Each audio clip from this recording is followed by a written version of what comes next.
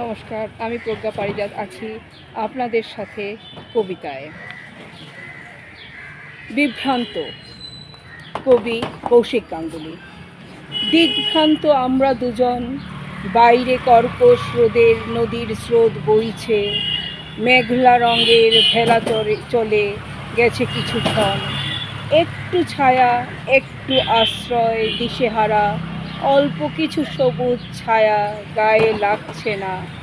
সূর্য পুড়িয়ে দিচ্ছে, আজ শ্রমিক দিবস, আজ কাজ বন্ধের ছুটি, বাড়িতে বিশ্রাম।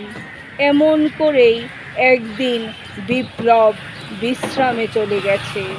তারপর নাট্যশালার আধেক গরম বেঞ্চিতে বসে শব্দের চাষ, মানুষের ঢল দেখে স্বপ্নের কথা বলা, আরও অনেক কিছু যেন প্রলাপ, যেন বিভ্রান্তকর কিছু সংলাপ।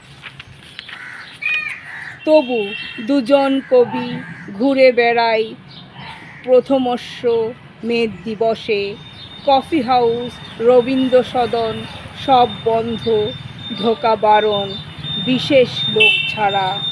আমরা দিশেহারা, আমরা বিভ্রান্ত, আশ্রয়হীন দুই কবি ছায়া খুঁজছি, চাইছি বসার জায়গা, লিখছি শব্দ আর করছি স্বপ্নের চাষ।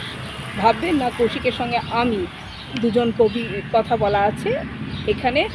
তন্ময় আর কৌশিক দুজনই বিভ্রান্ত হয়ে মে দিবসে ঘুরতে বেরিয়েছিল।